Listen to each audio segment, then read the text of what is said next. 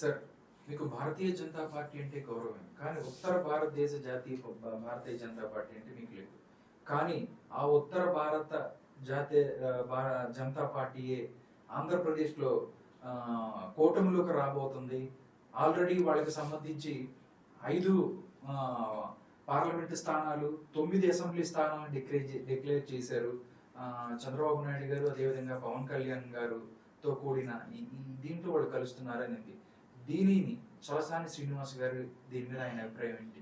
తెలుగు జాతి ఆత్మగౌరవానికి భంగకరంగా ఉండే వాళ్ళందరినీ తెలుగు జాతి తిరస్కరించాలి. కొత్తపల్లి గీత గారికి అరకులో ఈ సీటు ఎంపీ కింద, పురంధేశ్వరి గారికి రాజమండ్రి సీటు, ఆఖరి బాల్ వరకు ఆడతాను ఆంధ్రప్రదేశ్ అని మొత్తం వికెట్ కీపర్గా ఉండాల్సిన లాస్ట్ బాల్ వరకు ఆడతానని చెప్పి ఆడకుండా ఆయన డక్కటి రాష్ట్రాన్ని ముంచేసిన నల్లారి కిరణ్ కుమార్ రెడ్డి గారికి రాజంపేట సీటు, వెంకయ్యనాయుడు గారికి దశాబ్దాల పాటు పిఏగా పనిచేసిన సత్యకుమార్ మహారాష్ట్ర ఆయన కుటుంబాలను మహారాష్ట్ర నుంచి వలసి వచ్చిన వాళ్ళు, మహారాష్ట్రియన్స్ వాళ్ళు, వారికి ఒక సీటు. 5వ సీటు కోసం జీవి నరసింహరావు గారు, సుజనా చౌదరి గారు, సీఎం రమేష్ గారు, ఆదినారాయణ రెడ్డి గారు, రావు గారని బిఎల్ సంతోష్ గారి ప్రజెంట్ తిరుపతి సీటు కోసం రతన్ బాబు గారు, వీళ్ళందరూ. ఇది ఈ రాజకీయం ఏంటండి? పైగా దీంట్లో విచిత్రం ఏంటంటే, నేను మా ఊరికి సంబంధించి, మా ఊరంటే పాలకుల నరసాపురం ఒకటే అనుకుంటాను, మౌతూరు. అల్లు రామలింగయ్య గారు మా పాలకులు తెలుసు కదా, దాసనారాయణరావు గారు మిత్రులు, అత్యంత సన్నిహితులు, మిత్రులు, గౌరవించే వ్యక్తులు. మా ఊరు కోటి రామకృష్ణ గారు, వేల నరసింహరావు కళలు పుట్టినీళ్ళు మా ఊరు. ఆ పక్కనున్న పవన్ కళ్యాణ్ గారు ప్రజలకు మంచి చేయాలని ఉందని నేను భావిస్తాను కూడా. ఆయన నేను కలిసి మాట్లాడిన 2-3 సందర్భాల్లో నేను అది గమనించాను.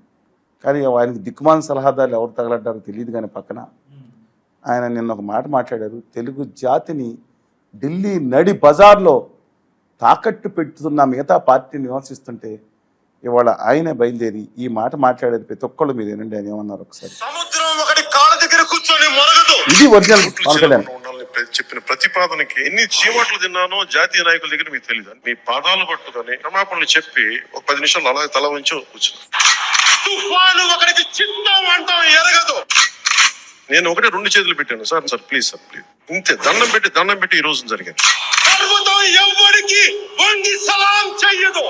మీ పాదాలు పట్టుకొని క్షమాపణలు చెప్పి ఒక 10 నిమిషాలు అలా తల వంచి కూర్చున్నాను.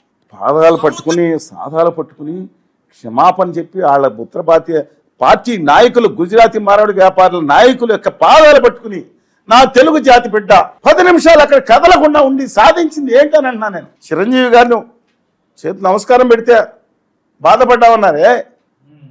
కళ్యాణ్ గారు 2 తెలుగు రాష్ట్రాల్లో కాదు, బయట ఉన్న తెలుగు వాళ్ళు ఉన్న, బళ్ళారు ఉన్న, బెంగళూరు ఉన్న, చెన్నై ఉన్న, మీకు చెప్పాను షోలాపూర్ ఉన్న, బరంపూర్ ఉన్న, పిలిపిస్తే వేలాది మంది ₹1 లేకుండా వచ్చి ఆయనకి అంత అభిమానం ఉన్న నాయకుడు పరిస్థితి ఎవరు ముందు ఉన్నారు, రేపు పొద్దున ఉండొచ్చు. కానీ వాళ్ళని అలాంటి నాయకుడు కెపాసిటీ ఉత్తర భారతీయ వాళ్ళు బ్యాచ్ వాళ్ళు అన్ని దుర్మార్గంగా ఆంధ్రప్రదేశ్కి నయవంచిన నమ్మక ద్రోహం చేస్తున్నారు. వాళ్ళు పాచిపోయిన లెటర్లు ఇచ్చారు. ఉత్తర భారతీయ అహంకారం నశించాలి, లడంగే అని మాట్లాడి నిర్ణయించి దక్షిణాది నిలబడాలని నిర్ణయించిన వ్యక్తి కళ్యాణ్ గారే కదా. నన్ను ఎవరిని విమర్శించాడు? ఏమన్నా ఆయన మాట్లాడి నేను మాట్లాడలేదు. ఒకసారి వీడియో పెట్టుకుని చూడండి. రాష్ట్రాన్ని నాశనం చేశారనుకుంటే 2016 ఆఖరిలో, ఆ తర్వాత 7 సంవత్సరాల నుంచి సర్వనాశనం చేశారు. ప్రతి బడ్జెట్లో మోసం చేశారు. ప్రత్యేక హోదా లేదు, విభజన హామీ లేదు, భావితరాలు నాశనం అయిపోయినాయి. ఒక తరం నాశనం అయిపోయింది బాబు. మొత్తం గుజరాత్కి తీసుకెళ్ళిపోతున్నారు. రైల్వే స్టేషన్ అది 1,50,000 కోటి, సెమీకండక్టర్ ఎన్ని చెప్పమంటారు? 0% ట్యాక్స్ తీసుకెళ్ళి ప్రపంచంలో ఎక్కడా లేదు, దుబాయ్లో తప్ప. మలేషియాలో సర్టన్ 7% ఉంటుంది, సింగపూర్లో 17% ఉంది, తక్కువ ట్యాక్స్ ప్రపంచం మొత్తం మీద. అట్లాంటిది ఈవెన్ సెయింట్ కిట్టిస్లో కూడా ట్యాక్స్ ఉంది. 0% ట్యాక్స్ గుజరాత్కి గిఫ్ట్ సిటీకి పెట్టి రాజ్యాంగాన్ని చట్టాలను సవరించేసారని పెట్టుకు మొత్తం తీసుకెళ్ళిపోతారా? మన తెలుగు జాతి భావితరాలు దెబ్బతినిపోతారా ఆయన మొత్తుకునంటే అహంకారం ఇంకా తొక్కి పెడుతుందా? వాళ్ళ దగ్గరికి వెళ్ళి పాదాలు పట్టుకుని వదలన్నారంటే వాళ్ళు చూసేంతవరకు ఇన్ని మాటలు పడ్డారంటే నేను అడిగింది తప్ప. ఇవాళ నేను వాళ్ళు ఎవరికైనా నా మీద కోపం వచ్చు, 10 ఏళ్ళ తర్వాత వీడియో పెట్టుకుని చూడమనండి. ఏంటో నిబద్ధత ఏంటో తెలుస్తుంది. ఇవాళ ఈ పాదాలు పట్టుకుని 10 నిమిషాలు 8 నిమిషాలు కదలకుండా కూర్చునే బదులు, చేతులు పట్టుకుని ఎన్ని మాటలు పడే బదులు, పోనీ ఆ ఒక చెయ్యి పట్టుకుని మా ప్రత్యేక హోదా విభజన హామీలో ఉండి విశాఖపట్నం ఉక్కు కర్మాగారం మా తెలుగు ప్రజల రక్తం శాదంతో త్యాగంతో ప్రాణ త్యాగాల మీద నిర్మించిందండి. అది ఇండస్ట్రీ కారిడార్ మనండి.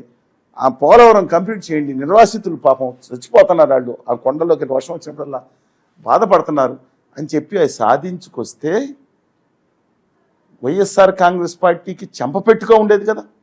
మిగతా ఈయనే డైరెక్ట్గా ఇంకెందుకు ఇంకా సెకండ్ ఫీడేలు థర్డ్ ఫీడేలు కింద ఎందుకండి, డైరెక్ట్గా ఈయనే దమ్మును ఉంటే జనం ఎత్తిమే పెట్టుకున్నారు కదా.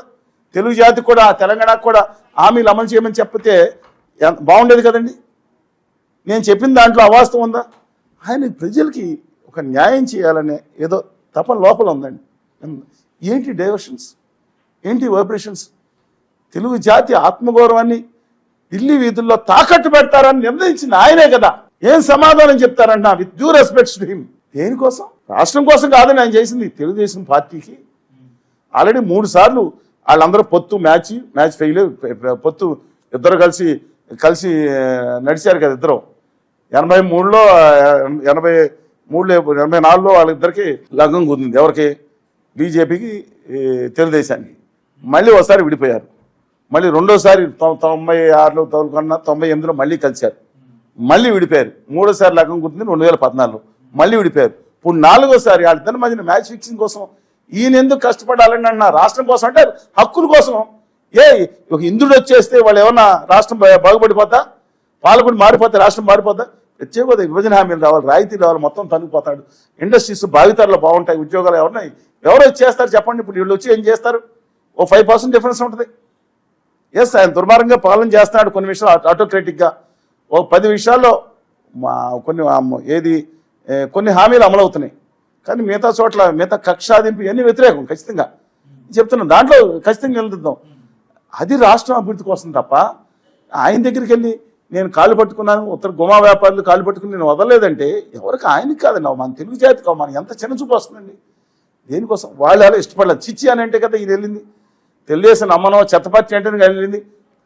వాళ్ళు అన్నప్పుడు ఇంకో విషయం చెప్తున్నా, తెలుగుదేశం పార్టీలో 195% మంది, అది బీజేపీ అనేది భయంకరమైన చెత్త పార్టీ. చంద్రబాబు నాయుడు గారు ఏం చేసిన దాంట్లో జైలు వేసిన వాళ్ళే ఉన్నారు. కానీ ఫెసిలిటీస్ కోసం ఎల్వి సుబ్రహ్మణ్యం గారిని పెట్టి దెబ్బ కొట్టారు కదా. ఈ ఎల్వి సుబ్రహ్మణ్యం గారు ఇప్పుడు తిరుగుతున్నారు వెళ్తాం. చాలా గొప్ప నటులండి అందరూ. మరి ఎందుకని చెప్తున్నాను, ఎంత బాధపడ్డారు ఇలా ముఖ్యమంత్రి అధికారులు ఏంటనేది కూడా క్వశ్చన్ వచ్చేసి డేలా పడిపోయి కాళ్ళు వేసుకుని కూర్చున్నారు ఆ రోజులో 2019 మార్చిలో చంద్రబాబు నాయుడు గారు. వాళ్ళు మాట్లాడతారు, వీళ్ళకి ఇష్టం లేదు. టీడీపీ చిచ్చి దరిద్రం అంటున్నారు. ఏది ఎలక్షన్ మేనేజ్మెంట్ కోసం అవసరమని సరి చెప్తున్నారు పైన. వాళ్ళు కడుపులో కత్తులు వేసుకుని చంద్రబాబు నమ్మనం అంటున్నారు. వీళ్ళు కడుపులో కత్తులు వేసుకుని కూర్చున్నారు. ఇలా కడుపుతో ఇద్దరికి కావలించి పెడుతున్నారండి. అని ఏంటండి ఇది?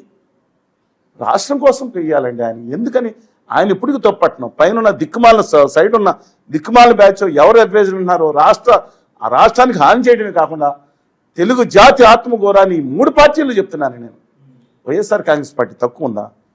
వైఎస్ఆర్ కాంగ్రెస్ పార్టీ తక్కువ ఉందా? మెజార్టీ లేదా? వాళ్ళకంటే గాడిదలు కాస్తున్నారా అని అడుగుతున్నారు అనేక మంది జనాలు. ఏమని? మీరు ఆ బిల్లులు దుర్మార్గమైన రాష్ట్రాల హక్కులు ఆదరించే బిల్లులకి మీరు ఎందుకు వెళ్ళి మద్దతు ఇచ్చారు?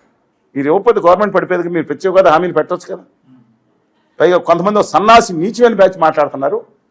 హోదా అనేది ముగిసింది చెప్తున్నాడు. వీళ్ళు ఆంధ్ర ద్రోహులు, వీళ్ళే, ఇంకొకరు కాదండి. పరమ ద్రోహులు, చరిత్రలో నిలిచిపోతారు అలాంటి ద్రోహులు. ఈశాన్య రాష్ట్రాలకు ఇంకా వచ్చే రాయితీ 2027 మార్చి వరకు కొనసాగుతున్నాయి కదా అంటే మాట్లాడలేదు. ఆర్థిక సంఘం 15 ఎన్నిక సింగ్ గారు ఏం రాశారు? లేదంటే ఆర్థిక సంఘం ఏం చెప్పింది? మేము ఇవ్వద్దనం లేదు, వేరే వాళ్ళకి కావాలని ఇచ్చుకోవచ్చు. ఏంటండి ఇది? రాష్ట్రాన్ని భావితరాలను నాశనం చేసి తమ స్వార్థం కోసం, పదవుల కోసం ఏంటండి ఎవరు అధికారంలోకి రావాలన్నా? ఇవాళ ఏంటి? ఇవాళ వైఎస్ఆర్ కాంగ్రెస్ పార్టీ ఏం చేస్తుందండి? వాళ్ళకేం సమస్య లేదు, వీళ్ళు రాకూడదు. మీద ఎజెండా పక్కన పెట్టండి. మెయిన్ ఎజెండా ఏంటి? చంద్రబాబు నాయుడు గారు, పవన్ కళ్యాణ్ గారు రాకూడదు, ఇద్దరు కలవకూడదు, రాకూడదు. ఇంక ఎజెండాలు ఏం లేవు వీళ్ళకి అన్నమాట. ప్రస్తుతం వీళ్ళకి ఎజెండా ఏంటి? వాళ్ళు రాకూడదు. ప్రమాద్ గారు, జగన్మోహన్ రెడ్డి రాకూడదు. దానికోసం రాష్ట్రాన్ని తాకట్టు పెట్టేస్తాం అంటే వీళ్ళ పదవుల కోసమా? వీళ్ళ పదవుల కోసం అండి వీళ్ళు రావాలి అధికారంలోకి? నేను అడుగుతున్నాను. కాదండి, కేంద్రంతో సఖ్యతగా ఉండాలి. 4 ఏళ్ళు మోసి భుజాలన్నీ చంద్రబాబు నాయుడు వంగిపోయారండి. శాలువాలు, విగ్రహాలు, లడ్డూలు సంచులు మోసుకెళ్ళి ఇప్పుడు జగన్మోహన్ రెడ్డి గారు మోసుకెళ్తారు కదా. మోసుకెళ్ళి సఖ్యతతో వినయ విధేయ రామ అని సినిమా వచ్చింది. అంతకన్నా అద్భుతంగా అన్నిటితో వినయంతో కూడిన, విధేయతతో కూడిన, గౌరవంతో కూడిన, భక్తితో కూడిన అన్ని ప్రదర్శించారు ఢిల్లీలో. ఏం చేశారు? జలగొట్టారు వాళ్ళు అవసరం. మరి సఖ్యత్వం ఉంటే ఏం చేశారు చెప్పండి నాకు? ఏం చేశారు? మట్టి తీసుకొచ్చి మీ కళ్ళల్లో కొట్టారు, తెలుసు కదా. నీళ్ళు కూడా నీళ్ళు కాదు, అదొకటి మాట్లాడాను ఇంతకుముందు కూడా చెప్పాను. నీళ్ళ గురించి అయితే నాకు ఒక క్షణం చాలా బాధగా ఉందండి. కేసీఆర్ గారి ప్రాణానికి ప్రమాదం వచ్చింది ఆ రోజు. అమరావతి శంకుస్థాపన జరిగిన రోజు మెయిన్ స్టేజ్లో రైట్ సైడ్ స్టేజ్ మీద మేము ఉన్నాం. మేము విదేశాలు వచ్చిన రామోజీరావు గారు అందరూ కూర్చున్నారు రైట్ సైడ్, చూసుకోవచ్చు విజువల్స్. మధ్య స్టేజ్ లెఫ్ట్ సైడ్ ప్రజాపతిలు ఉన్నారు, మధ్య స్టేజ్ మీద ప్రధానమంత్రి గారు ఉన్నారు, పక్కన ఉన్నాం కనపడుతుంది. ఆయన ఆ మట్టి తీసుకొచ్చి పెట్టారు, ఈ నీళ్ళు తీసుకొచ్చారు. ఎక్కడ నీళ్ళు అనుకున్నా, నాకు భయంకర విషయం చెప్పారు అప్పుడే. మనం ఎక్కడన్నా నీళ్ళు ఎక్కడ తాగితే నీళ్లు టపేలమంటాము, ఆ నీళ్లు యమునా అనేది అత్యంత కాలుష్యమైన నీళ్లు, నోరలు కక్కుతూ వచ్చే టాక్సిక్ కెమికల్స్. ఇప్పుడు కాకపోయినా తర్వాత 10 ఏళ్ళ దగ్గర తీసుకుని చచ్చిపోతాం, చాలా ప్రమాదకరమైన నీళ్ళు అని చెప్పి అన్ని రిపోర్ట్లు, అంతర్జాతీయ రిపోర్ట్లు ఆ నీళ్ళు పట్టుకొచ్చారంట. నేను ఒక క్షణం భయంతో ఉండిపోయాను. ఈ నీళ్లు అంటే పోనీ అక్కడ వెంకయ్య నాయుడు గారు ఆయన నెల్లూరే, పోనీ ఆయన సొంత ప్రాంతంలో ఈ నీళ్ళని తాగితే వీళ్ళన్నీ పోతారు, మోడీ గారు తాగరు కదండి, తీసుకొచ్చింది కాబట్టి వీళ్ళకి ఇస్తారు. సరే వీళ్ళందరూ అంటే మన ప్రాంతవాసులే, పాపం తోటి ప్రాంతవాసులైన తెలంగాణ ముఖ్యమంత్రిని పిలిచాం మనం. పొరపాటున చెంచా నీళ్ళు ఆయనకి ఇస్తే ఆయన పోతే ఆంధ్రాకి పిలిచి అక్కడ మళ్ళీ రెచ్చగొట్టేశారు కదా. ఎప్పటికైనా మా వాళ్ళు ఏమైపోతుంది, గుండె లబడప కొట్టుకుందండి. ఆ నీళ్లు తాగకూడదని వెంటనే వెంకటేశ్వర స్వామిని ప్రార్థించాను. కేసీఆర్ గారికి హాని జరగడానికి వీల్లేదు, మళ్ళీ ఆంధ్ర తెలంగాణ ఇష్యూ ఎందుకు, ఒకే తెలుగు జాతి పెట్టడం, ఇప్పుడు విడగొట్టారు ఏదో చేసి. ఒక క్షణం గుండె కొట్టుకుంది అనే పరిస్థితి వచ్చేటప్పటికి వెంకటేశ్వర స్వామి నా ప్రార్థనని ఆలకించి ఆ పైన ఉన్న మూటను ఎప్పకుండా చేశారు. లేకపోతే పొరపాటున ఈ కేసీఆర్ గారు ప్రాణంగా అయితే ఎవరు బాధ్యత వహిస్తారండి? అంటే వీళ్ళంటే మామూలేనండి, అలా తీసుకొచ్చారు, వీళ్ళు ఏదో భజన చేస్తాను, వీళ్ళు తర్వాత సంగతి. కొత్త తరం వస్తుంది అనుకున్నాను నేను. ఈ బాధగా ఉన్నా చెప్తున్నా, చాలా బాధ.